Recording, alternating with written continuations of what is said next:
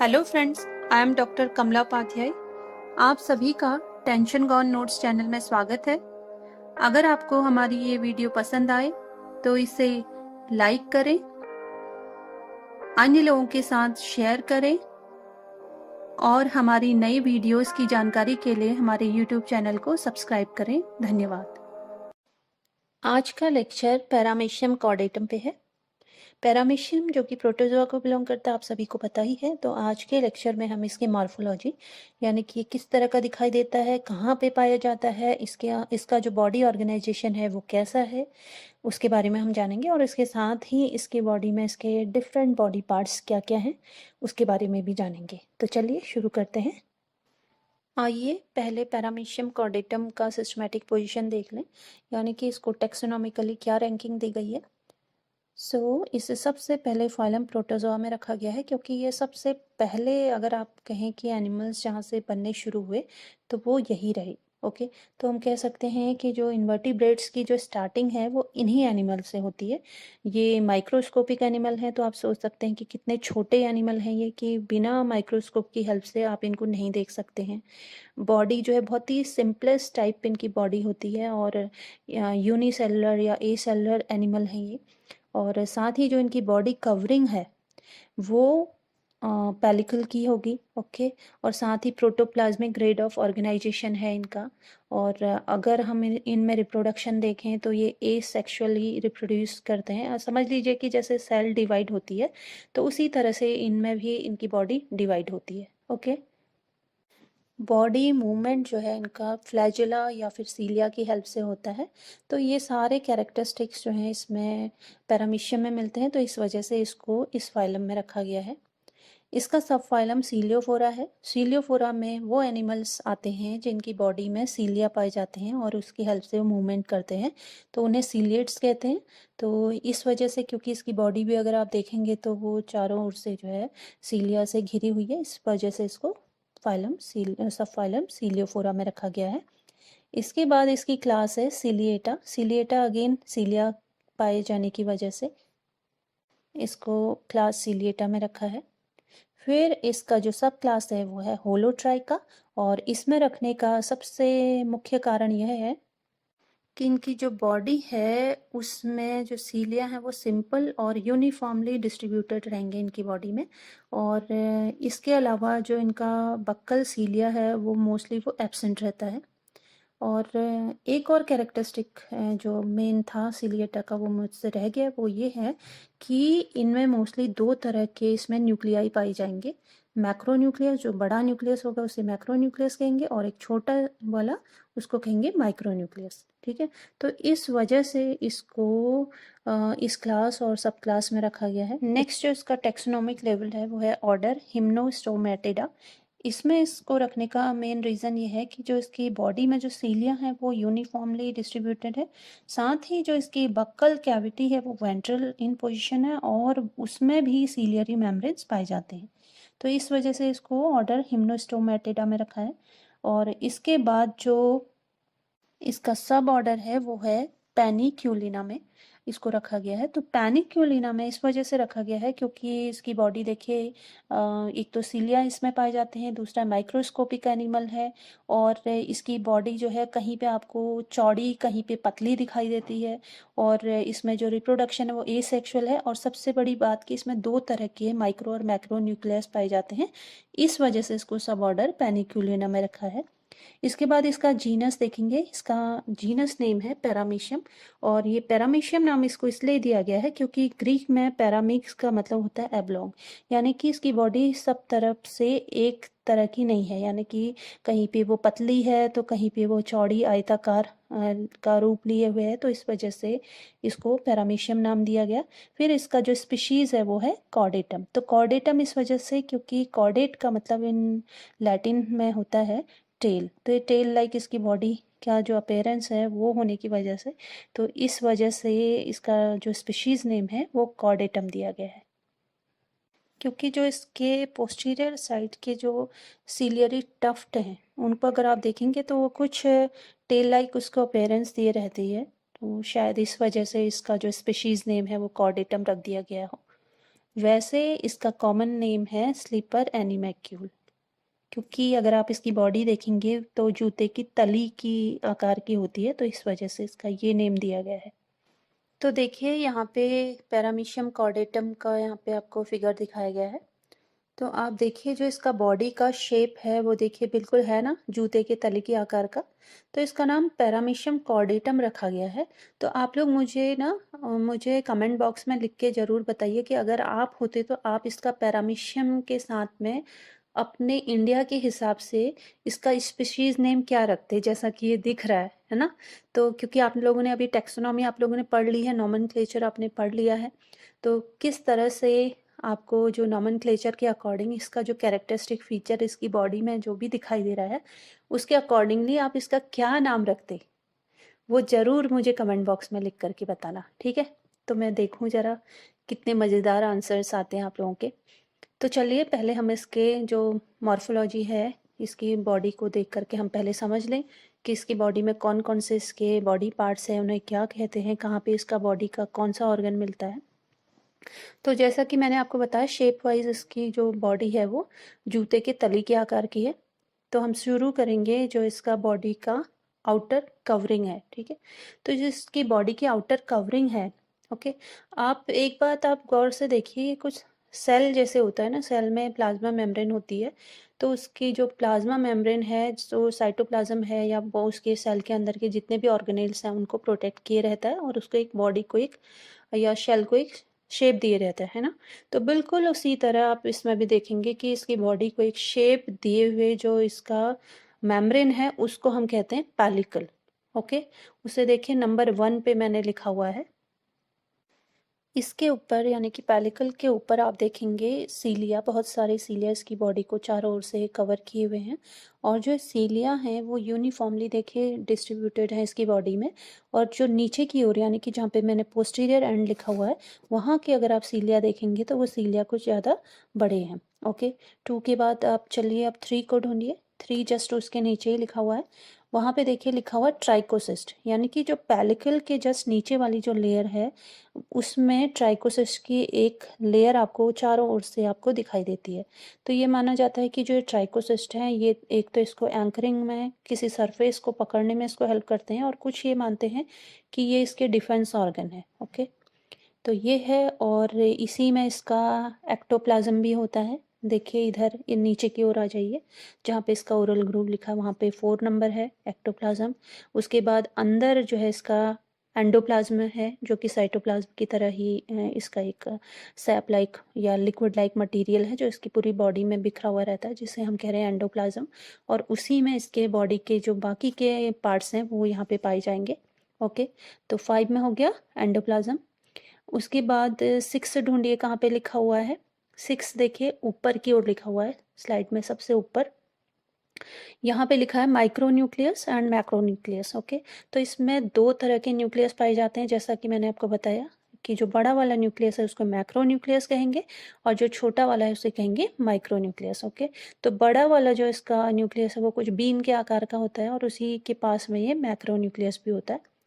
और 7 की पोजीशन पे आप देखिए इसमें 2 कॉन्ट्रेक्टाइल वैक्यूल पाए जाते हैं, एक एंटीरियर साइड और दूसरा पोस्टीरियर साइड।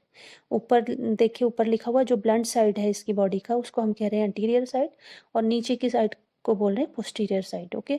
तो दोनों साइड आप देखेंगे स्टार लाइक ये एक इसका बॉडी ऑर्गन है जिसे हम कह रहे हैं नीचे की ओर है तो उसे हम कह रहे हैं पोस्टीरियर कॉन्ट्रेक्टाइल वैक्यूल और ऊपर की ओर है उसे हम कह रहे हैं एंटीरियर कॉन्ट्रेक्टाइल वैक्यूल, ओके। तो इसमें सिस्टोल डायस्टोल लिखा हुआ है तो ये इसके ऑस्मो रेगुलेशन में ये वर्क करता है, यानी कि पानी की मात्रा इसकी बॉडी में कितनी रहनी है नहीं रहनी है कितनी बाहर फेंकनी है वो सब इन्हीं दोनों ऑर्गन से मेंटेन होता है।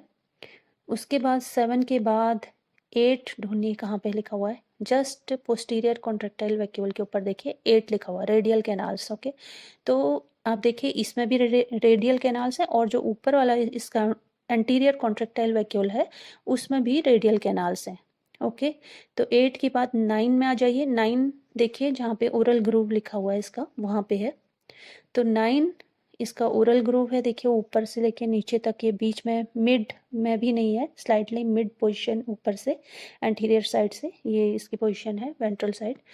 तो ये ओरल ग्रूव है, यानी कि आप समझिए कि इसका ये माउथ है, इसी के ज़रिए जो माइक्रो ऑर्गेनिज़्म है वो इसकी बॉडी के अंदर एंटर करते हैं। और पानी के साथ ही आप उसके बाद देखिए 9 के बाद लिखा है 10 वेस्टिब्यूल, यहाँ पे पहुँचते हैं पानी के साथ ही माइक्रो ऑर्गेनिज़्म। उसके बाद 10 के बाद देखिए 11 पे लिखा हुआ है बक्कल कैविटी। ओके, तो यहाँ पे जो है इसमें सीलिया होते हैं, उसकी हेल्प से ये छांटा जाता है किसको अंदर जाना है इसकी बॉडी के, किस फूड को किसको नहीं जाना है। ओके, तो फिर नीचे लिखा है देखिए 11 के बाद 12 पे देखिए लिखा हुआ है साइटोस्टोम लिखा हुआ है। उसके बाद साइटोफेरिंग्स, ये इसके डिफरेंट इसके समझ लीजिए जो इसका डाइजेस्टिव सिस्टम है वो इसके डिफरेंट इसके पार्ट समझ लीजिए, क्योंकि ये वैसे ही इसके लिए वर्क करते हैं। ओके, तो साइटोफेरिंग्स हो गया इसका 13 नंबर पे। उसके बाद 14 नंबर पे देखिए फूड वैक्यूल्स इसमें बनते हैं, जिसके अंदर यहीं से फूड वैक्यूल बनेंगे और वो माइक्रो ऑर्गेनिज्म फूड वैक्यूल के अंदर होते हैं। और उसके बाद पोस्टीरियर रीजन से इन फूड वैक्यूल के साथ में वो ट्रेवल करते हैं इसके एंटीरियर साइड की ओर। ओके, और ये जो फूड वैक्यूल हैं इसमें डाइजेस्टिव एंजाइम्स होते हैं, जिसकी हेल्प से आप समझिए कि लाइसेंस वगैरह, जिसकी वजह से इसकी जो ये फूड है वो डाइजेस्ट होते जाता है जैसे जैसे वो एंटीरियर एंड की ओर जाता है। ओके, तो 14 हो गया। उसके बाद 15 पे देखिए बीच में लिखा हुआ साइटोपाइज। ओके, तो ये साइटोपाइज इसका जो है वो एनएस की तरह वर्क करता है, और जो अनडाइजेस्टेड फूड है इस साइटोपाइज की हेल्प से इसकी बॉडी से बाहर थ्रो कर दिया जाता है। ओके, तो ये सिंपलेस्ट टाइप इसका बॉडी स्ट्रक्चर है जो मैंने इन ब्रीफ आपको यहाँ पे ये समझाया है। तो हम इसके बॉडी पार्ट को धीरे धीरे अभी हर एक ऑर्गन के बारे में धीरे धीरे जानेंगे। तो चलिए आगे बढ़ते हैं। आइए पैरामीशियम कॉर्डेटम के हैबिट एंड हैबिटेट के बारे में जानें कि ये किस तरह की जगह में रहना ये पसंद करता है। तो मोस्टली ये जो एनिमल है पैरामीशियम कॉर्डेटम, ये फ्रेश वाटर एनिमल है, यानी कि मीठे पानी में पाया जाने वाला एनिमल है। और आप इसको पॉन्ड्स में, लेक्स में, डिचेस में, स्ट्रीम में, वहाँ पे आप इसको ढूंढ सकते हैं। वहाँ पे ये आसानी से मिल जाएगा, क्योंकि इन जगहों पे जो ऑर्गेनिक कंटेंट है, मैटर है, वो बहुत ज़्यादा होता है। तो ऐसी ही जगह में रहना ये पसंद करता है, क्योंकि जहाँ पे भी ऑर्गेनिक मैटर सड़े गली अवस्था में होगा वहाँ पर ये आपको मिल जाएगा आसानी से। और इसका डिस्ट्रीब्यूशन जो है वो वर्ल्ड वाइड है, यानी कि कॉस्मोपॉलिटन इन डिस्ट्रीब्यूशन है, सभी जगह मिलने वाला एनिमल है। और इसका कॉमन नेम तो आप लोगों को पता ही है, स्लीपर एनिमलक्यूल। ओके, और इसकी अगर हम टोटल नंबर ऑफ स्पीशीज़ की बात करें तो वो अभी तक 10 स्पीशीज़ इसकी खोजी जा चुकी हैं।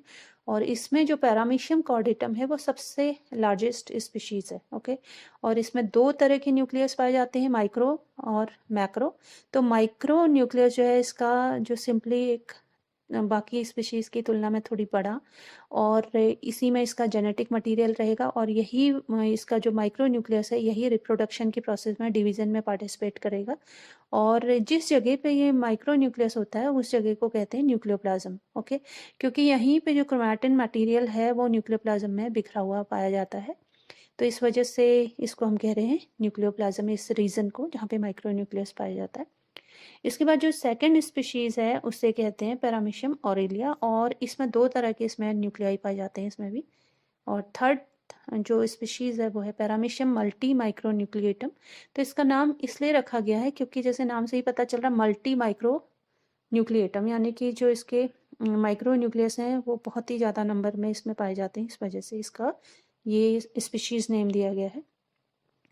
फोर्थ टाइप वो है पैरामीशियम बर्सेरिया। तो ये जो स्पीशीज़ है बर्सेरिया, ये ग्रीन कलर की होती है। ओके, और ये इसका कलर, इस पैरामीशियम का कलर ग्रीन इसलिए होता है क्योंकि इसके अंदर एक जूकोरेला नाम का एक एल्गा रहता है, जिसके साथ में सिम्बायोटिक या सहजीविता ये शो करता है, सिम्बायोटिक एसोसिएशन शो करता है। क्योंकि जो जूकोरेला है वो इसके लिए, उसमें क्लोरोफिल होने की वजह से वो इसके लिए फूड बनाता है, और ये पैरामीशियम उसको रहने के लिए जगह प्रोवाइड करता है। बाकी उसको फूड बनाने के लिए जो भी इसको कार्बन डाइऑक्साइड एक्सेट्रा जो भी इसको नीड है वो पैरामीशियम बर्सेरिया फुलफिल करता है। ओके, तो इस तरह से ये सिम्बायोटिक एसोसिएशन शो करते हैं। और कई बार ये आपके एंट्रेंस एग्जाम में भी आता है कि वो कौन सा पैरामीशियम है जो ग्रीन कलर का है, या ग्रीन कलर का पैरामीशियम किस वजह से होता है, इस वजह से। तो आप ये जूकोरेला याद रखेंगे और पैरामीशियम बर्सेरिया याद रखेंगे और इसका सिम्बायोटिक एसोसिएशन याद रखेंगे। ओके, चलिए आगे बढ़ते हैं। पैरामीशियम के साइज़ की अगर हम बात करें तो ये इसके स्पीशीज़ के अकॉर्डिंग वेरी कर सकता है, और मोस्टली ये species wise 80 micron to 350 micron तक इनका साइज़ वेरी कर सकता है। और शेप, अगर हम पैरामीशियम कॉर्डेटम की बात करें तो हमने देखा था कि ये चप्पल की तली के आकार का होता है, माइक्रोस्कोपिक है और लंबा है। लेकिन पैरामीशियम कॉर्डेटम को आप नेकेड आई से यानी कि अपनी खुली आंखों से भी देख सकते हैं, लेकिन अगर आप खुली आंखों से देखोगे तो ये आपको सिर्फ एक सफ़ेद या एक ग्रेस स्पॉट की तरह ये दिखाई देगा। और इसके साथ ही इसकी जो बॉडी है वो पतली होती है और स्पिंडल शेप आपको दिखाई देगी। ओके, और कलर वाइज ये वाइटिश हो सकता है या ग्रेस स्पॉट के फॉर्म में आपको ये दिखाई देता है। आइए अब इसकी मॉर्फोलॉजी को समझ लें। तो जैसा कि आपने इसका स्ट्रक्चर देखा था, एक साइड हमने देखा था एंटीरियर एंड और दूसरी साइड हमने नीचे की ओर देखा था पोस्टीरियर एंड, है ना। तो जो एंटीरियर एंड वाला जो इसका रीजन है आपने देखा था स्लाइटली ब्लंट है और घुमावदार है, राउंडेड है। ओके, और जो नीचे पोस्टीरियर साइड का जो एंड था वो पॉइंटेड था, जिसे कि हमने पोस्टीरियर एंड कहा। ओके, तो इस तरह से इसकी बॉडी को हम दो साइड्स में हम उसको दो एंड्स में उसको डिवाइड कर सकते हैं, anterior and and posterior and. Okay, और साथ ही जहाँ पे इसका ओरल ग्रूव वाला रीजन था वो इसका वेंट्रल एंड है, या उसका आप वेंट्रल सरफेस कह सकते हैं, और उसके जस्ट ऑपोजिट जो उसकी लेयर है उसको हम कहेंगे डॉर्सल सरफेस और एन अबोरल सरफेस। ओके, और कॉमन नेम तो आपको इसका पता ही है, स्लीपर एनिमैक्यूल। ओके, और अगर हम इसके ओरल ग्रूव की बात करते हैं तो ये एक तरह का डिप्रेशन है, यानी कि अंदर की ओर धंसा हुआ इसका रीजन है, जो स्लाइटली मिडिल से होते हुए इसके लेफ्ट साइड यानी कि एंटीरियर एंड, इसकी बॉडी के एंटीरियर एंड की ओर आपने देखा था, तो वहाँ पे इसका ये ओरल ग्रूव है। और ये इसका एक तरह से माउथ है जहाँ से कि ये अपना फूड लेता है।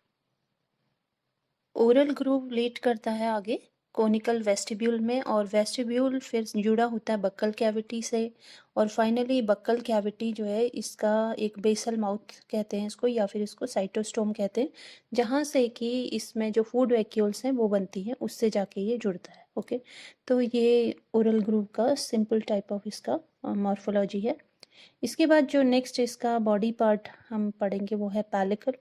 तो पैलिकल, जैसा मैंने आपको बताया कि ये इसकी बॉडी की आउटर कवरिंग है और इसके अंदर इसका साइटोप्लाज्म होता है, और साइटोप्लाज्म में इसके डिफरेंट बॉडी के जो ऑर्गेनेल्स होते हैं वो उसमें रहते हैं।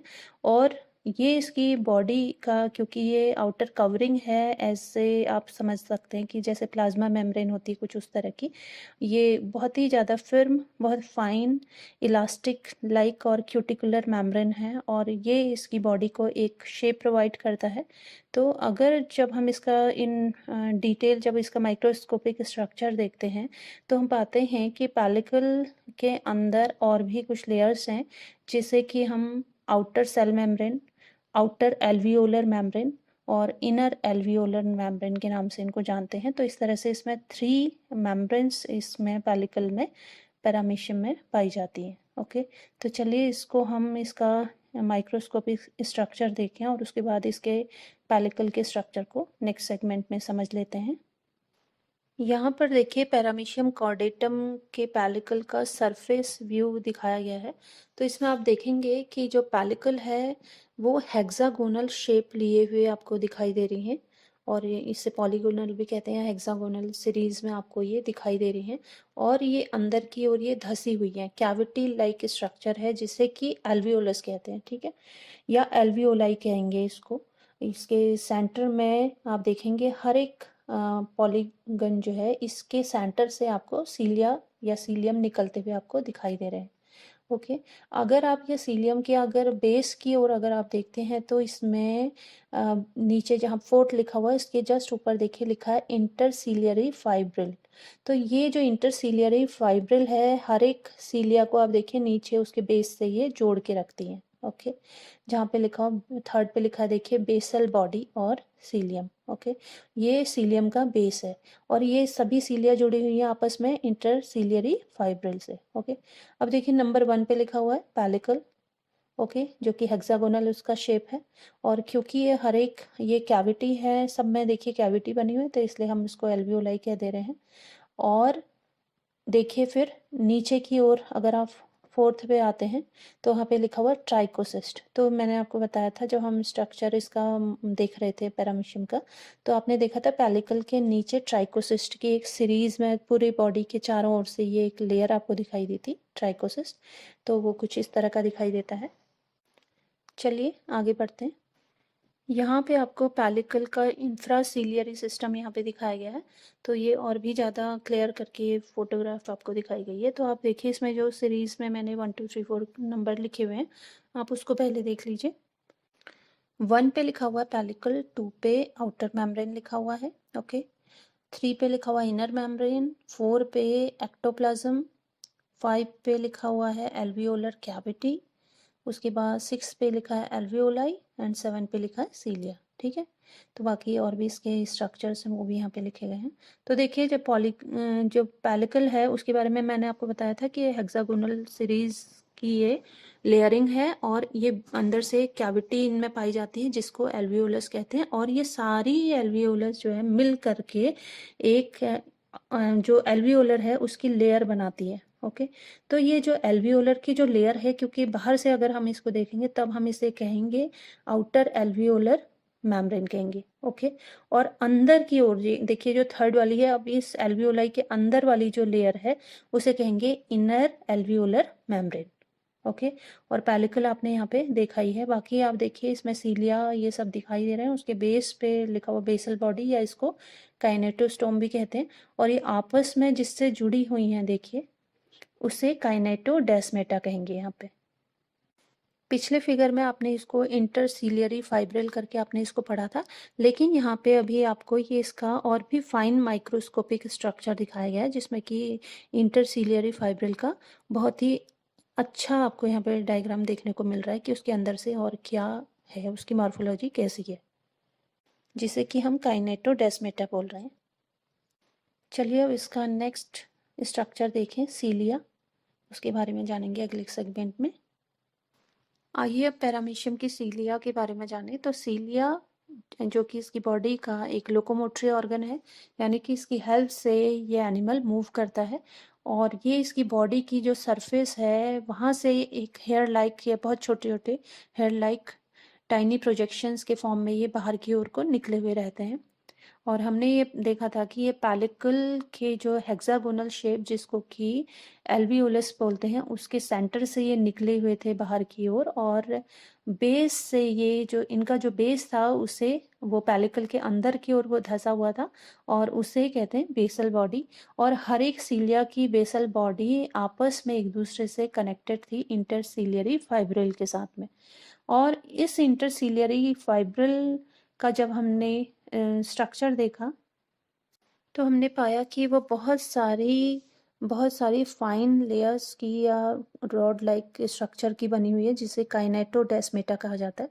उससे ये आपस में एक दूसरे से जुड़ी हुई थी। और जहाँ तक सीलिया की लेंथ की बात है तो ये 10 से 12 माइक्रोन तक इनका लेंथ होता है और डायमीटर इनका 0.27 माइक्रोन इनका डायमीटर हो सकता है। यहाँ पर आपको पैरामीशियम कॉर्डेटम के सीलियम का स्ट्रक्चर उसकी बेसल बॉडी के साथ में दिखाया गया है। तो जो सीलियम है इसका स्ट्रक्चर भी कुछ फ्लैजिलम की तरह ही कुछ मिलता जुलता है। तो आप देख सकते हैं यहाँ फिगर ए में आप पहले देखेंगे यहाँ पे लिखा हुआ सीलियम इन एलिस, यानी कि सीलियम का लॉन्गिट्यूडिनल सेक्शन यहाँ पे दिखाया गया है। तो आप नंबर 1 पे देखिए लिखा हुआ है सीलियरी साफ्ट, यानी कि इसके बाहर की जो सबसे बाहर की लेयर होगी उसे हम कहेंगे सीलियरी साफ्ट, जो इसके लिए एक एनवलप बनाता है समझ लीजिए। उसके अंदर इसमें एक प्लाज्मा मेम्ब्रेन होती है, ओके। तो प्लाज्मा मेम्ब्रेन के अंदर आप देख रहे हैं कुछ रस्सी की तरह की इसमें आपको लॉन्गिट्यूडिनल जो है फाइब्रिल्स दिखाई दे रहे हैं, ओके। तो इसके अंदर जब आप देखते हैं तो आप देखिए 3rd नंबर पे लिखा हुआ सेंट्रल फाइब्रिल। और यही 3rd नंबर फिगर बी में देखेंगे तो वहाँ पे देखिए सेंट्रल फाइब्रिल इनका नंबर 2 है, देखिए, ठीक है। तो 1 और 1 2 आपको दिखाई दे रहे हैं। और इधर भी आप देखेंगे तो 2 लॉन्गिट्यूडिनल फाइब्रिल आपको यहाँ पे दिखाई दे रहे हैं, ओके। इसके बाद 4 पे आ जाइए। 4 पे लिखा हुआ है पेरिफेरल और आउटर फाइब्रिल लिखा हुआ है, ओके।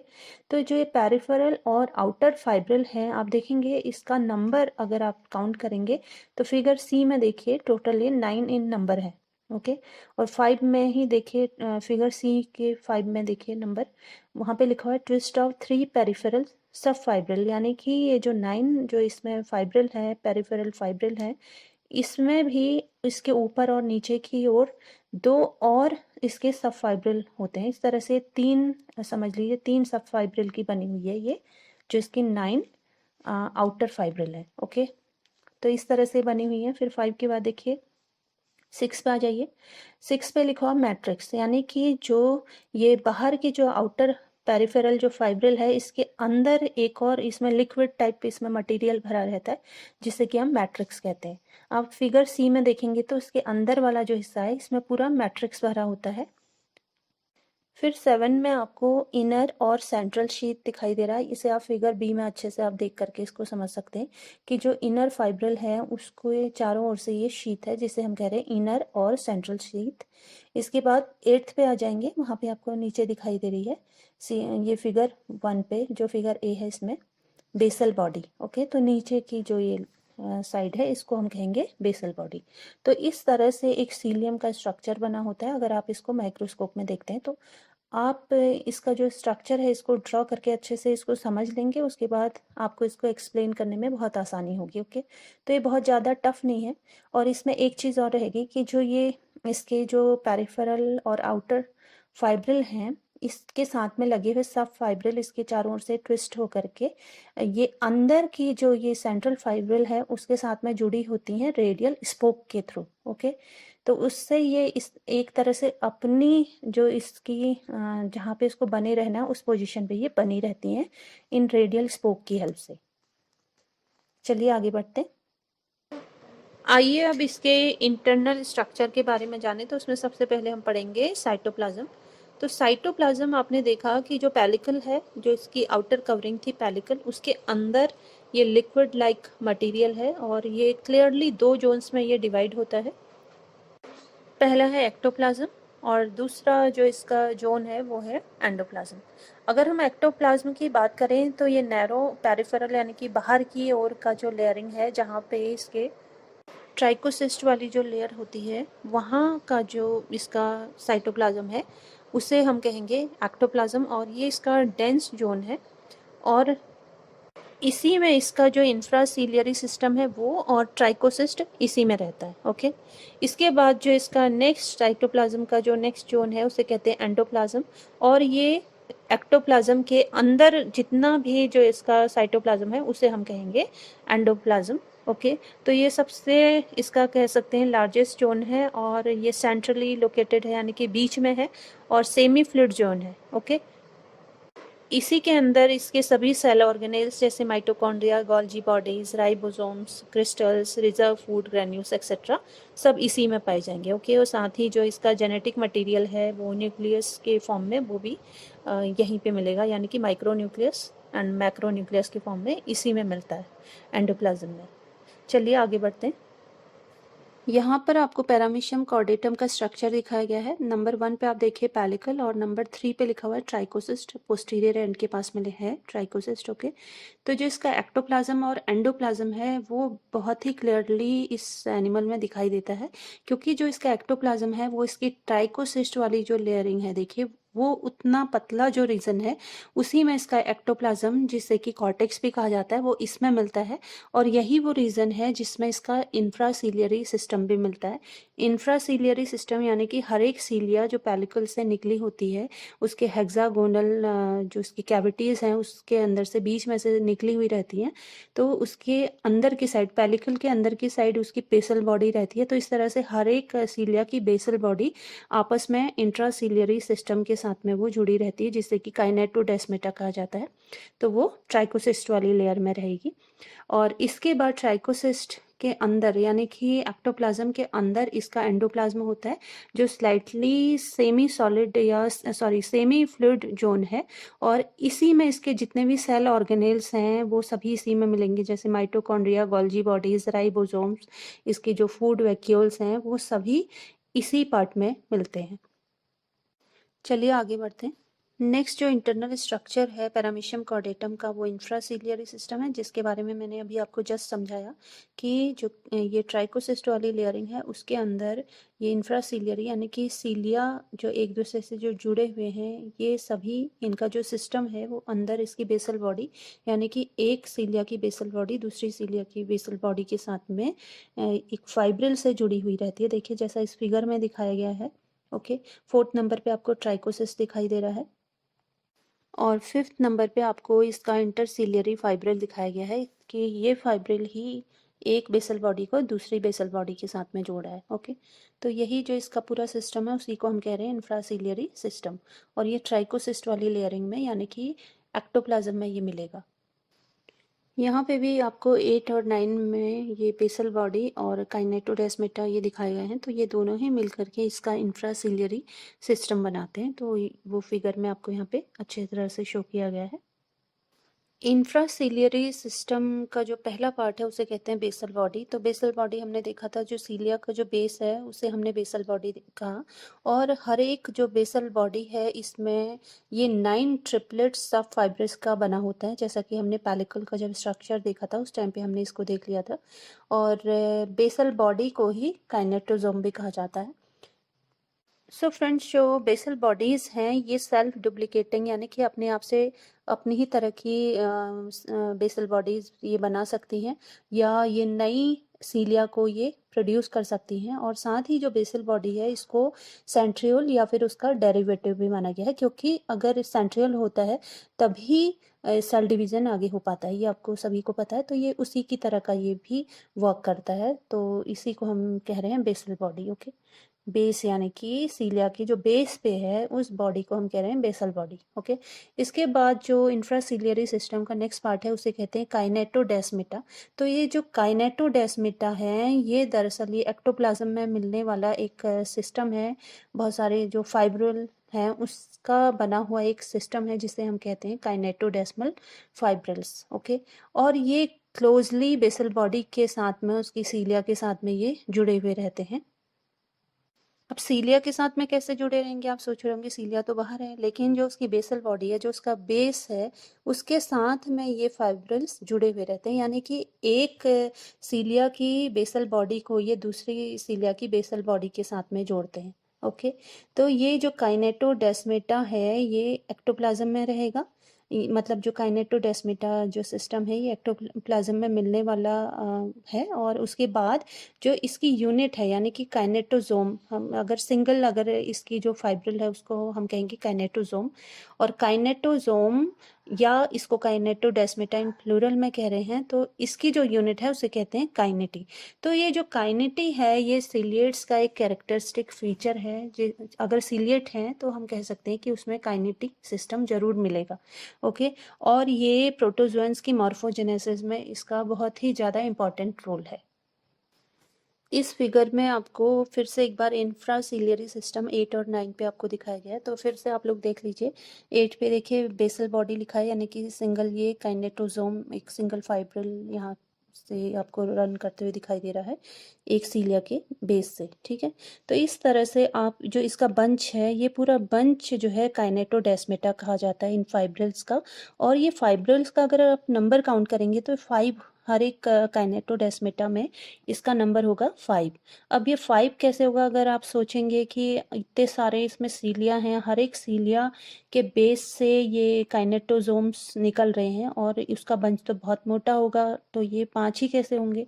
तो वो दरअसल इस वजह से क्योंकि जो काइनेटोसोम है ये रन करेंगे 5 बेसल बॉडी तक ही। ठीक है, तो इस तरह से 5 ही बेसल बॉडी तक के आगे को रन करेंगे, तो इस वजह से हर एक काइनेटोडेस्मेटा में आपको 5-5 का बंच दिखाई देता। तो ये इसकी एक स्पेशलिटी है, इसको भी आपको याद रखना है। चलिए आगे बढ़ते हैं। अगला जो इंटरनल स्ट्रक्चर जो पैरामीशियम में पाया जाता है, जो इसके एक्टोप्लाज्म वाले रीजन में होता है, उसे हम कहते हैं ट्राइकोसिस्ट। ओके, तो ट्राइकोसिस्ट का स्ट्रक्चर आपको यहाँ पे दिखाया गया है। नंबर 10 पे आप देखिए, तो आप देखेंगे कि जो ट्राइकोसिस्ट जहाँ पे लिखा हुआ है अनडिस्चार्ज ट्राइकोसिस्ट, ओके, तो ये जो ट्राइकोसिस्ट की लेयर है ये इसके एक्टोप्लाज्म वाले रीजन में इसकी पूरी बॉडी के चारों ओर ये फैली हुई रहती है, ओके। पेलिकल के साथ साथ ही ये भी रन करती रहेगी। और जो इसका नंबरिंग है, एक बार आप देखेंगे सीलिया है, सीलिया की बेसल बॉडी के जस्ट बाद आपको एक ट्राइकोसिस्ट दिखाई देगा। इसी तरह से फिर से आपको बेसल बॉडी दिखाई दे रही है, फिर आपको ट्राइकोसिस्ट दिखाई देता है, ओके। तो इस तरह से इसका अरेंजमेंट रहता है पैरामीशियम के अंदर। और इसको फर्स्ट टाइम एलिस ने इसको पैरामीशियम में ऑब्जर्व किया था। साइंटिस्ट है ये एक, ओके, ELIS इनका नेम है, एलिस। तो चलिए आगे अब हम ट्राइकोसिस्ट के बारे में और ज़्यादा जानकारी लेते हैं नेक्स्ट सेगमेंट में। पिछले सेगमेंट में आपने ट्राइकोसिस्ट का शेप भी देखा था, तो आपने देखा वो ओवल शेप ऑर्गेनेल है और कुछ में ये रॉड लाइक भी हो सकता है। और आपने देखा था कि हर एक बेसल बॉडी के बाद वहाँ पे आपको एक ट्राइकोसिस्ट दिखा था, यानी कि एक बेसल बॉडी है तो एक ट्राइकोसिस्ट, इसी तरह से बेसल बॉडी देन ट्राइकोसिस्ट। तो ये अल्टरनेटिवली ये एक्टोप्लाज्म वाले रीजन में आपको ये पेलिकल के जस्ट नीचे वाले पोर्शन में आपको ये दिखा था पूरे पैरामीशियम की बॉडी में, ओके। और इसका अगर हम लेंथ की बात करें तो ये 4 माइक्रोन इसकी लेंथ मापी गई है। और इसका जो स्ट्रक्चर वाइज, इसमें अगर आप इसका बी वाला स्ट्रक्चर नीचे देखेंगे, जो फिगर यहाँ पे दिखाया गया है उसमें लिखा हुआ नीचे साफ्ट, तो ये साफ्ट और ऊपर इसके स्पाइक और टिप कहा जाता है ये, प्लस इसको ढकने के लिए इसमें ये कैप है, ठीक है। तो ये 3 पोर्शन का बना हुआ है, साफ्ट, स्पाइक और टिप एंड कैप, ओके। और साफ्ट के अंदर इसमें मैट्रिक्स भरा होता है जो कि एक तरह का डेंस मास है प्रोटीन का। और ये प्रोटीन जो है इसकी ट्राइकिनिन प्रोटीन है ये, बल्कि कहना चाहिए कि ये dense mass of fibrous protein है जिसको हम ट्राइकिनिन कह रहे हैं। और ये जो फाइब्रस हैं ये कंडेंस फॉर्म में क्रॉस स्ट्राइटेड लैटिस वर्क बनाते हैं इसके अंदर, साफ्ट के अंदर, ओके। और यही जब ये डिस्चार्ज होता है ट्राइकोसिस, तो उस टाइम पे यही जो ये लैटिस है यही वर्क करता है। जब इसको मैकेनिकल, केमिकल या इलेक्ट्रिकल स्टिमुलेशन होता है तो उस टाइम पे इन सब की वजह से ये ट्राइकोसिस डिस्चार्ज होता है, ओके। तो ये 3 चीज़ें इसको ट्रिगर करती हैं इसको डिस्चार्ज होने के लिए। और जहाँ तक इसके फंक्शनिंग की बात है तो इसका फंक्शन अभी तक वेल नोन नहीं है, लेकिन कुछ मानते हैं कि ये किसी भी फिल्म सबस्ट्रेटम में इस एनिमल को, उस सबस्ट्रेटम को पकड़ने में हेल्प करता है जब ये किसी बैक्टीरिया को फीड करता है। और कुछ मानते हैं कि ये इस एनिमल में उसके डिफेंस ऑर्गन की तरह भी ये वर्क करता है। आइए अब न्यूक्लियस के बारे में जानें पैरामीशियम कॉर्डेटम के। तो पैरामीशियम कॉर्डेटम न्यूक्लियस के मामले में हेट्रोकैरियोटिक है क्योंकि इसमें 2 अलग अलग तरह के न्यूक्लियाई पाए जाते हैं। पहला है मैक्रो न्यूक्लियस और दूसरा है माइक्रो न्यूक्लियस, ओके। तो मैक्रो न्यूक्लियस जैसे कि नाम से ही पता चल रहा है कि ये साइज में बड़ा और किडनी शेप और स्लाइटली बीन शेप इसका स्ट्रक्चर होता है। और इसमें बहुत सारे इसमें न्यूक्लियोलाई होंगे और साथ ही इसमें क्रोमैटिन मटेरियल यानी कि DNA भी होगा। लेकिन ये सोमैटिक और वेजिटेटिव न्यूक्लियस है, ओके। यानी कि ये इस जो पैरामीशियम है उसकी जितनी भी मेटाबॉलिक एक्टिविटीज़ हैं उसकी सेल की, तो वो सारी ही जो है वो एक्टिविटीज़ में ये कंट्रोल करता है। लेकिन ये खुद जो है रिप्रोडक्टिव प्रोसेस के थ्रू, माइक्रो न्यूक्लियस के थ्रू ही ये बनता है, ओके। जबकि जो माइक्रो न्यूक्लियस है ये रिप्रोडक्टिव प्रोसेसेस में पार्टिसिपेट करता है। और ये मैक्रो न्यूक्लियस के ही जहाँ पे इसका एक अंदर की ओर को धसा हुआ रीजन है वहाँ पे माइक्रो न्यूक्लियस मैक्रो न्यूक्लियस के साथ में पाया जाता है। और ये स्लाइटली स्फेरिकल होता है यानी कि गोलाकार इसका स्ट्रक्चर होता है, साथ में इसमें न्यूक्लियोलर मेम्ब्रेन और ये डिप्लॉइड नंबर ऑफ इसमें क्रोमोसोम होते हैं। जबकि मैक्रो न्यूक्लियस की अगर हम बात करें तो ये पॉलीप्लॉइड इन नेचर होता है, ओके। आइए फ्लो चार्ट के माध्यम से भी पैरामीशियम के न्यूक्लियस के बारे में जानें। तो न्यूक्लियस के मामले में पैरामीशियम हेट्रोकैरियोटिक होता है। तो hetero means different and karyotic means nucleus, okay. तो इसमें 2 तरह के इसमें न्यूक्लियस पाए जाते हैं। और जो बड़े साइज का जो न्यूक्लियस है उसे हम कहेंगे मैक्रो न्यूक्लियस, और एक छोटे साइज का इसमें न्यूक्लियस होता है उसे हम कहते हैं माइक्रो न्यूक्लियस, ओके।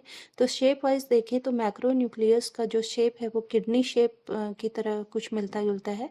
और उसके चारों ओर से एक न्यूक्लियर मेम्ब्रेन जो है वो बहुत ही ज़्यादा क्लियर नहीं होती है। जबकि जो स्मॉल यानी कि माइक्रो न्यूक्लियस है ये गोलाकार होता है यानी कि स्फेरिकल है और इसके चारों ओर से न्यूक्लियर मेम्ब्रेन होगी। ओके, और न्यूक्लियोलस की बात करें तो जो मैक्रो न्यूक्लियस है इसमें बहुत सारे न्यूक्लियोलाई प्रेजेंट रहते हैं, जबकि जो माइक्रो न्यूक्लियस है इसमें सिर्फ एक प्रोमिनेंट न्यूक्लियोलस होता है। ओके, इसके अलावा ये जो न्यूक्लियोलस है, अगर मैक्रो न्यूक्लियोलस की बात करें तो इसके अंदर जो है ये पॉलीप्लॉइडी शो करता है और इसमें क्रोमैटिन मटेरियल डीएनए होगा, जबकि जो माइक्रो न्यूक्लियस है ये डिप्लॉयड इन नेचर होता है, यानी कि 2n नंबर ऑफ इसमें क्रोमोसोम्स होंगे।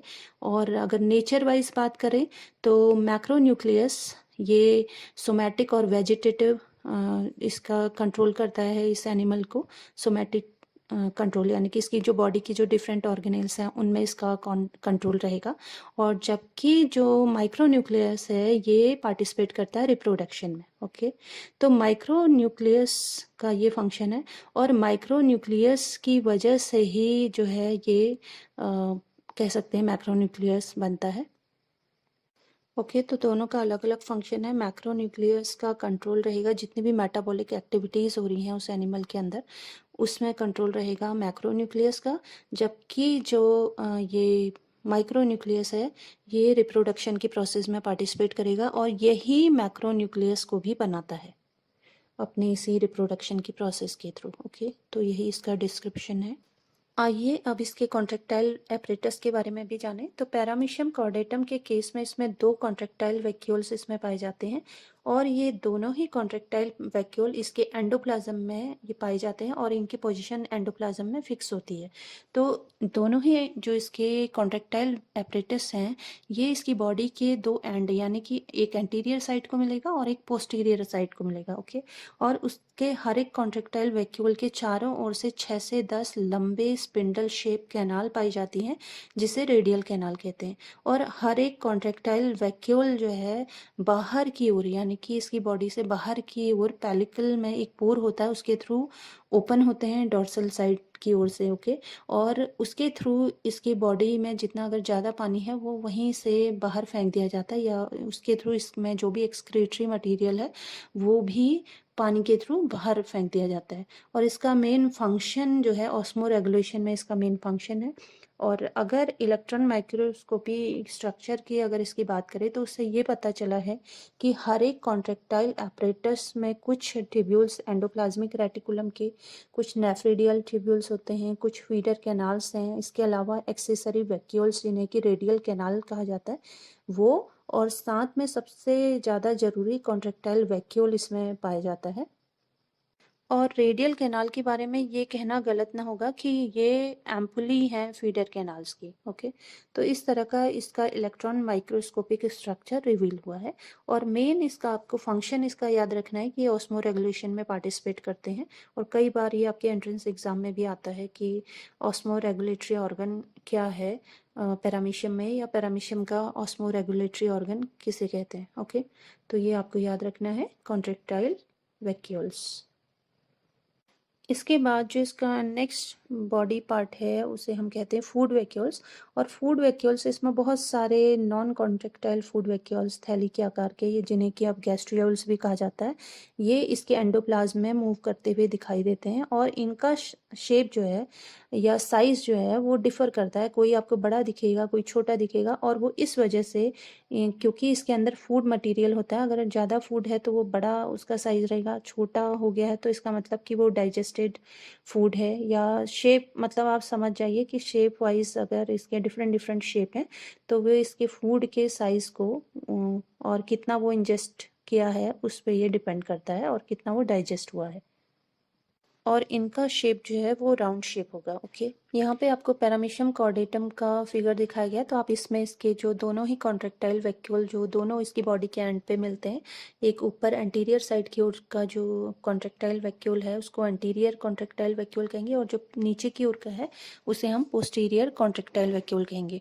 ओके, तो आप देखेंगे कि एंडोप्लाज्म में इनका जो पोजिशन है वो फिक्स है और इनके चारों ओर से लंबी पतली स्पिंडल शेप की इसमें रेडियल कैनाल्स दिखाई दे रही हैं। और हर एक कॉन्ट्रेक्टाइल वैक्यूल बाहर की ओर डॉर्सल साइड से पेलिकल में इसमें पोर होता है, उसके थ्रू ये बाहर की ओर अपना ओपन होता है और उसी के थ्रू जितना इसमें ज़्यादा पानी है तो उसको वो बाहर फेंकता है। ओके, और साथ ही देखिए 14 पे आपको इसमें फूड वैक्यूल्स दिखाई दे रहे हैं। तो इसी तरह के सर्कुलर स्फेरिकल स्ट्रक्चर आपको दिखाई दे रहे हैं, कोई छोटा कोई बड़ा आपको दिखाई दे रहा है।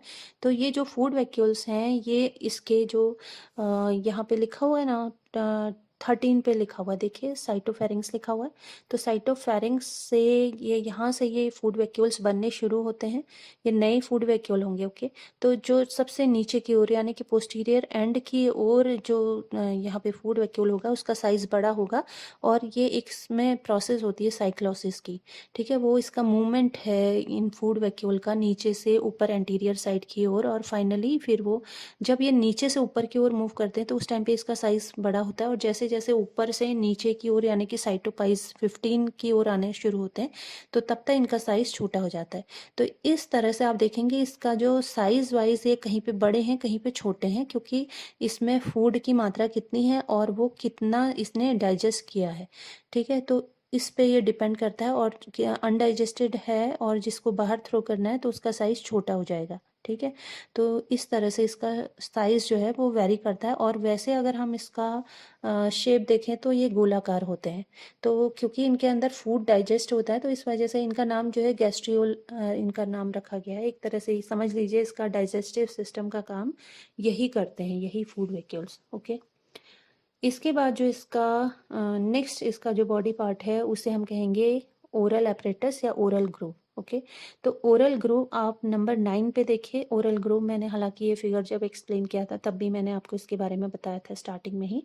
तो देखिए ओरल ग्रूव 9 पे है, ये ऊपर एंटीरियर साइड से शुरू होते हुए इसके लगभग मिड पे ये खत्म हो रहा है, ये ओरल ग्रूव। ठीक है, तो ओरल ग्रूव अंदर की ओर एक ग्रूव में जाकर के ये जुड़ रहा है जिसे हम कह रहे हैं वेस्टिब्यूल। ओके, तो वेस्टिब्यूल से ये जुड़ता है, और वेस्टिब्यूल अंदर की ओर फिर जो इसके लिखा हुआ है ओरल सीलिया, यानी कि उसके जस्ट नीचे 11 नंबर पे आप देखेंगे बक्कल कैविटी। बक्कल कैविटी के साथ में ये जुड़ता है, और बक्कल कैविटी इसकी थोड़ी चौड़ी एरिया है, और ये समझ लीजिए ओरल ग्रूव जैसा नाम है, ओरल यानी कि माउथ, तो इसके माउथ की तरह ये वर्क कर रहा है।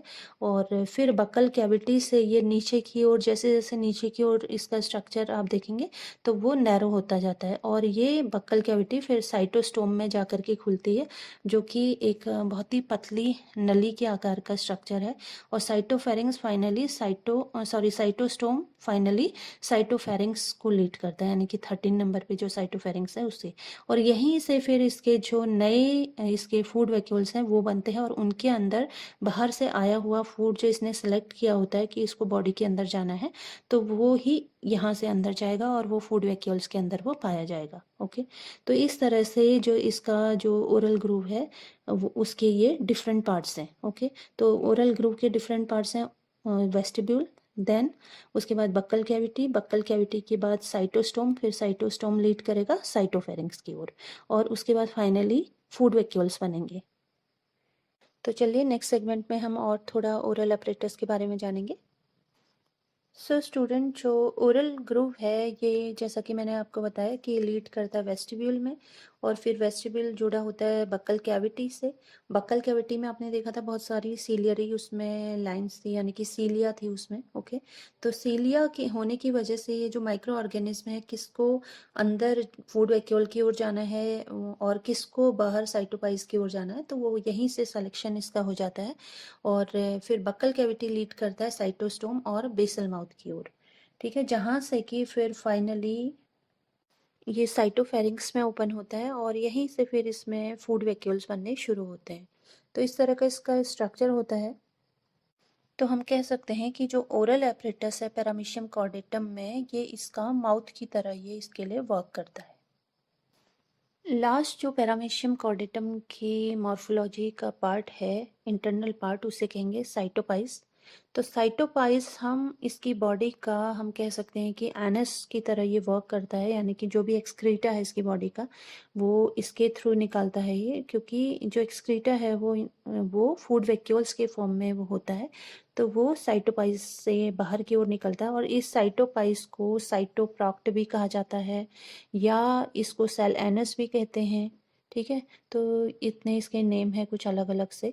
तो यहाँ पे देखिए 15 नंबर पे आपको साइटोपाइज दिखाया गया है और उसके साथ में जुड़ा हुआ आप देखिए जो अनडाइजेस्टेड जो फूड वैक्यूल्स हैं वो वहाँ पे जुड़ा हुआ है, और किस तरह से वो बॉडी से उसके अंदर की जो बाहर फेंकने वाली चीज़ें हैं वो किस तरह से इसकी साइटोपाइज से जुड़ी हुई हैं। देखिए बाहर की ओर की एक तरह से ओपनिंग है जिसके थ्रू अनडाइजेस्टेड मटेरियल बाहर फेंक दिया जाता है।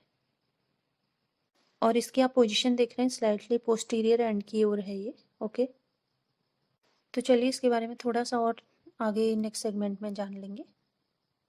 तो स्टूडेंट साइटोपाइज और साइटोप्रोक्टर जिसको कि सेल एनएस भी कहा जाता है, ये इसकी बॉडी का एक तरह से एनएस की तरह वर्क करने वाला एक पार्ट है, और यहीं से ये अनडाइजेस्टेड या अनवांटेड फूड को बाहर रिलीज करता है। तो इस वजह से इसको इसका सेल एनएस कहा जाता है या एनएस बोला जाता है। लेकिन इसके बारे में कुछ भी कहना डिफ़िकल्ट है कि ये क्या ये एक परमानेंट पोर है जो हमेशा के लिए बनी हुई है, और टाइटली इसके जो लिप्स हैं इसमें कुछ लिप्स की वजह से ये हमेशा ये बंद रहती है, और जब ये फूड लेता है तो उस टाइम पे ओपन हो जाती है। तो ये कहना इसके लिए जो है उचित नहीं है, मतलब कि इसके बारे में बहुत ज़्यादा जानकारी नहीं है कि ये पोर जब ये खाना खाता है या फूड लेता है तो क्या ये उसी वक्त बनता है या पहले से ही बना हुआ है, और इसमें भी लिप लाइक स्ट्रक्चर हैं जो इसको जब इसमें फूड इंजेस्ट नहीं होता है तो उस टाइम पे ये बंद रहते हैं। तो ये इसके बारे में कहा गया है। तो खैर जो भी है, फिलहाल हम इसके साइटोपाइज और साइटोप्रोक्ट के बारे में इतना ही जानते हैं। आइए एक बार फिर से पैरामीशियम कॉर्डेटम की मॉर्फोलॉजी या उसके स्ट्रक्चर को हम इस फ्लो चार्ट के माध्यम से रिवाइज कर लें।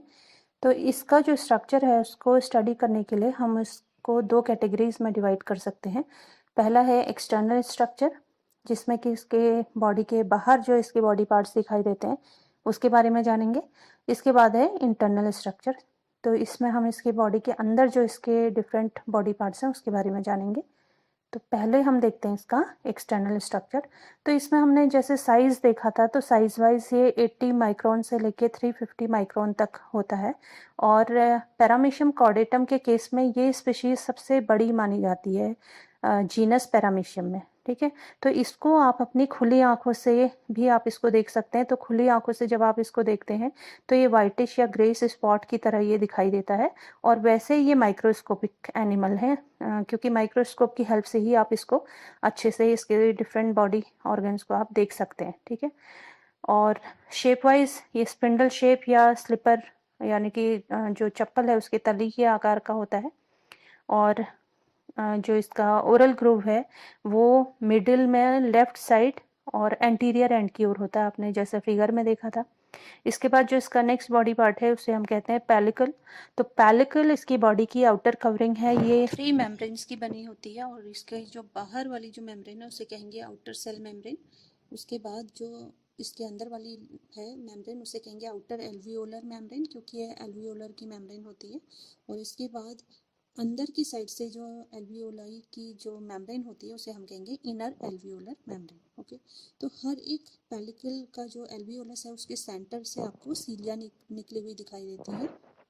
तो सीलिया इसका नेक्स्ट एक्सटर्नल बॉडी पार्ट है, और ये कुछ छोटी हेयर लाइक प्रोजेक्शंस हैं जो इसके पेलिकल से बाहर की ओर निकली रहती हैं, और इनका जो लेंथ है वो 10 to 12 माइक्रोन इनका लेंथ मापा गया है, और डायमीटर में ये 0.27 इनका माइक्रोन डायमीटर होता है, और फंक्शन इनका ये लोकोमोशन में होता है जैसा कि मैंने आपको बताया।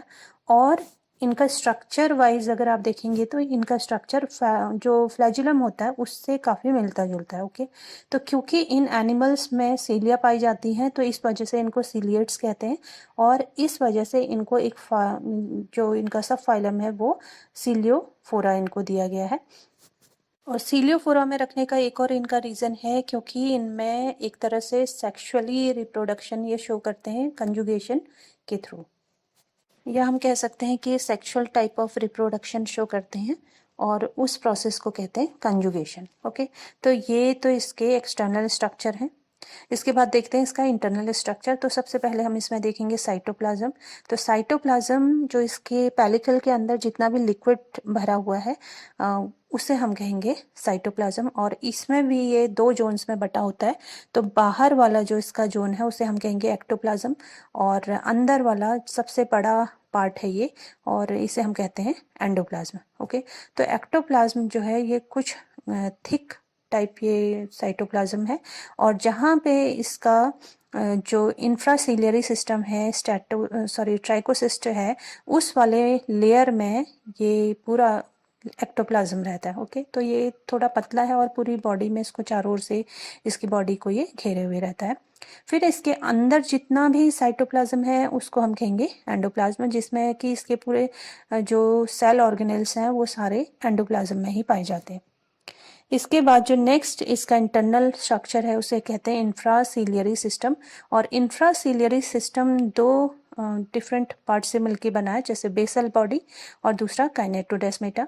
तो इनके बारे में हमने देखा था, बेसल बॉडी जो है हर एक सीलिया के बेस पे ये होती है, उसे हम कह रहे हैं बेसल बॉडी, और हर एक बेसल बॉडी आपस में, यानी कि एक सीलिया का बेसल बॉडी दूसरे सीलिया के बेसल बॉडी से जिस फाइब्रिल से जुड़ा होता है उसे कहते हैं काइनेटोसोम्स, और इनका जो बंडल है उसे कहते हैं काइनेटोडेस्मेटा। इसके बाद नेक्स्ट जो इसका स्ट्रक्चर है उसे कहते हैं ट्राइकोसिस्ट। तो ट्राइकोसिस्ट के बारे में कहा गया है कि ये इसकी बॉडी का माना जाता है, मतलब ना कि ये इसकी बॉडी का डिफेंस सिस्टम है, यानी कि इसकी बॉडी को ये बचाव में इसको हेल्प करते हैं। और साथ ही ट्राइकोसिस्ट के लिए ये भी मानते हैं कि ये किसी सबस्ट्रेटम में इस एनिमल को चिपकने के लिए इसको हेल्प करता है जब ये किसी बैक्टीरिया में फीड करता है। ओके, और जो ट्राइकोसिस्ट है ये अल्टरनेटिवली अरेंज रहते हैं जस्ट जो पेलिकल है उसके नीचे, और इंफ्रासिलियरी सिस्टम के साथ ही ये भी पाए जाते हैं, यानी कि एक बेसल बॉडी होगी तो एक ट्राइकोसिस्ट रहेगा, इसी तरह से basal body then trichocyst. Okay, इसके बाद जो इसका नेक्स्ट बॉडी पार्ट है उसे कहते हैं न्यूक्लियस। तो न्यूक्लियस इसमें 2 तरह का मिलता है, हमने देखा था micro nucleus and macro nucleus. तो मैक्रो न्यूक्लियस साइज वाइज थोड़ा किडनी शेप्ड इसका स्ट्रक्चर होता है, और ये सोमेटिक और वेजिटेटिव इसका नेचर है। साथ ही सेल की जितनी भी मेटाबॉलिक एक्टिविटीज़ हैं उनको ये कंट्रोल करता है। और माइक्रो न्यूक्लियस ये रिप्रोडक्शन की प्रोसेस में पार्टिसिपेट करता है, और साथ ही मैक्रो न्यूक्लियस भी इसी से डेराइव्ड होता है, यानी कि इसी की वजह से मैक्रो न्यूक्लियस भी बनता है। इसके बाद जो नेक्स्ट इसका बॉडी पार्ट है उसे कहते हैं कॉन्ट्रैक्टाइल वैक्यूल, और इनका नंबर इसमें 2 होता है, और ये पैरामीशियम की बॉडी के दोनों एंड की ओर, यानी कि ऑपोजिट एंड की ओर, एक एंटीरियर है तो एक पोस्टीरियर, इस तरह से कॉन्ट्रैक्टाइल वैक्यूल पाए जाते हैं। और इनके चारों ओर से हर एक कॉन्ट्रैक्टाइल वैक्यूल के चारों ओर 6 से 10 तक लगभग रेडियल कैनाल्स पाई जाती हैं, जिनका शेप स्पिंडल शेप या फिर इलोंगेटेड होती हैं ये। और इनका मेन फंक्शन जो है वो ऑस्मो रेगुलेशन में आपको पता ही है। और साथ ही जो कॉन्ट्रैक्टाइल वैक्यूल है ये बाहर की ओर पेलिकल से एक पर्टिकुलर पोर से ओपन होती है, जिससे कि जो भी ज़्यादा पानी जो है इसकी बॉडी का वो बाहर फेंक दिया जाता है। इसके बाद जो इसका नेक्स्ट बॉडी पार्ट है उसे कहते हैं ओरल एपरेटस। और ओरल एपरेटस के बारे में जैसा कि मैंने आपको बताया कि ये इसके लिए माउथ की तरह वर्क करता है, और यहीं से जो माइक्रो ऑर्गेनिज्म है इसकी बॉडी में एंटर करते हैं, और इसके भी डिफरेंट पार्ट्स हैं। जैसे इसका जो बाहर वाला जहाँ से कि पानी एंटर होगा उसे कहेंगे ओरल ग्रूव, ये एक तरह का डिप्रेशन है धंसा हुआ, इसके जो एंटीरियर साइड है वहाँ से ये निकला हुआ रहता है ओरल ग्रूव, और लगभग मिडिल तक ये फैला हुआ रहता है, और ये लीड करता है वेस्टिब्यूल में। फिर वेस्टिब्यूल कनेक्टेड होता है buccal cavity, then buccal cavity cytostome से कनेक्टेड रहती है, और फाइनली साइटोस्टोम ओपन होता है साइटोफेरिंक्स में, और यहीं से साइटोफेरिंक्स से ही फिर इसके जो न्यू फूड वैक्यूल्स हैं वो बनती है। सो स्टूडेंट्स, इसमें फूड वैक्यूल्स रह गया था, तो फूड वैक्यूल्स जो है ओरल एपरेटस से ही साइटोफेरिंक्स से बनते हैं, और जब ये बनते हैं जहाँ पे बनते हैं, यानी कि जो पोस्टीरियर रीजन है इस एनिमल का वहाँ से ये बनना शुरू होते हैं, और वहाँ पे जो फूड वैक्यूल होगा उसका साइज बड़ा रहता है, और इसका जो मूवमेंट है इसकी बॉडी में पोस्टीरियर से एंटीरियर की ओर, फिर फाइनली फिर ये साइटोपाइस की ओर ये आते हुए दिखाई देते हैं। तो जब ये साइटोपाइस तक पहुँचते हैं तो तब इनका साइज छोटा हो चुका होता है, तो इस वजह से क्योंकि ये फूड को डाइजेशन में इसको हेल्प करते हैं इस एनिमल को, तो आप समझ लीजिए कि एक तरह से इसका डाइजेस्टिव सिस्टम यही है, क्योंकि इनमें लिटिक एंजाइम्स होते हैं, तो इस वजह से इसका दूसरा नेम आजकल इसे गैस्ट्रियोल भी कहा जाता है।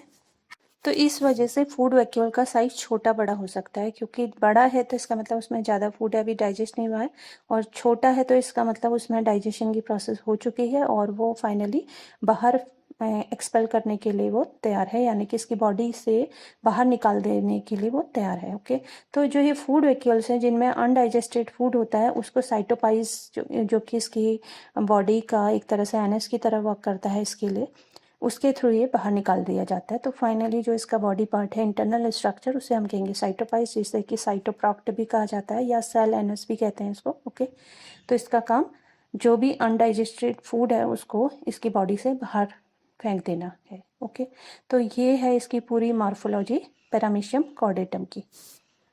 इस सेगमेंट में आपको एक बार फिर से पैरामीशियम कॉर्डेटम का स्ट्रक्चर दिखाया गया है। तो स्टूडेंट, ये आपके लिए एक्सरसाइज है कि आपने पूरा लेक्चर सुन लिया है। अगर आपने नहीं सुना है और नहीं समझ में आया है कहीं पे, तो आप दोबारा से इसको सुनिए और उसके बाद इस एक्सरसाइज को करिए।